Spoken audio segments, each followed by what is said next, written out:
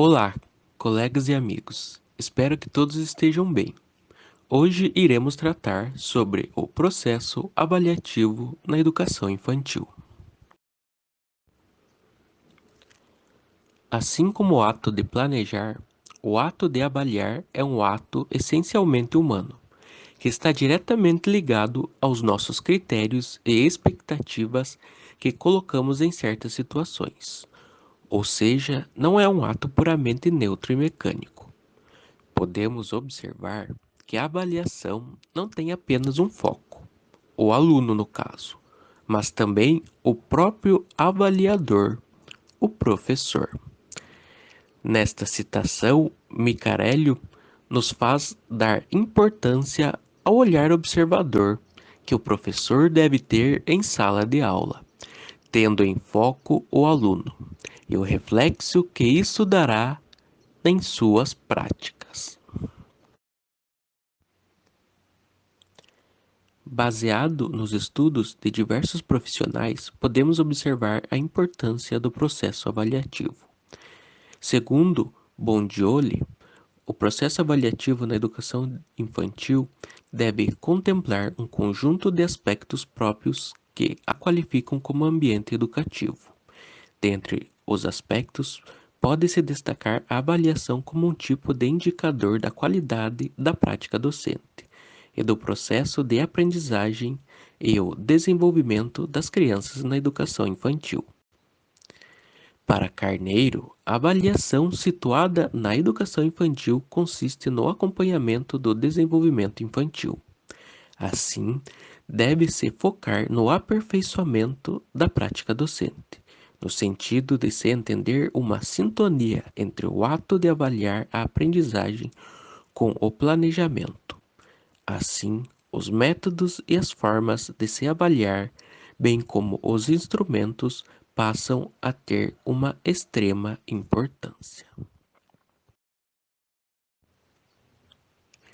Segundo Hoffman, além da sugestão de que o educador deve estar aberto ao entendimento das crianças com quem o mesmo trabalha e ter uma postura mediadora, provocativa e desafiadora, coloca-se três pressupostos básicos.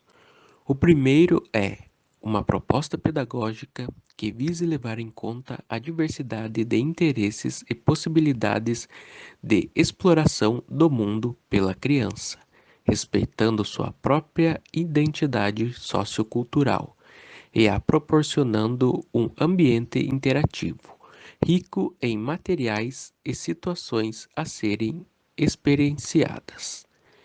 Em segundo, é um professor curioso e investigador do mundo da criança, agindo como mediador de suas conquistas, no sentido de apoiá-la, acompanhá-la e favorecer-lhe novos desafios. E, em terceiro, é um processo avaliativo permanente de observação, registro e reflexão acerca da ação e do pensamento das crianças, de suas diferenças culturais e de desenvolvimento, embasador do repensar do educador sobre o seu fazer pedagógico. Embasado em Micarelli, podemos citar alguns instrumentos avaliativos que podemos considerar como fundamentais ao exercício da docência. A avaliação do planejamento, que não serve apenas para prever o que será feito, mas para avaliar os resultados do que foi planejado.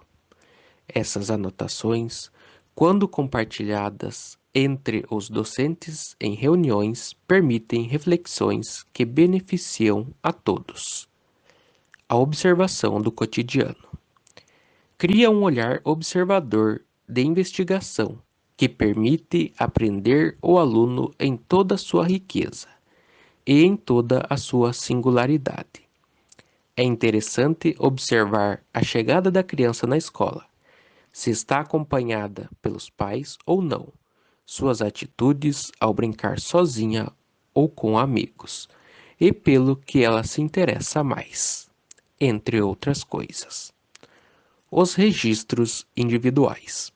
aonde em um caderno deve-se anotar as observações do educador acerca das crianças individualmente. Esses registros ficam mais ricos com a participação das crianças em seu processo de elaboração.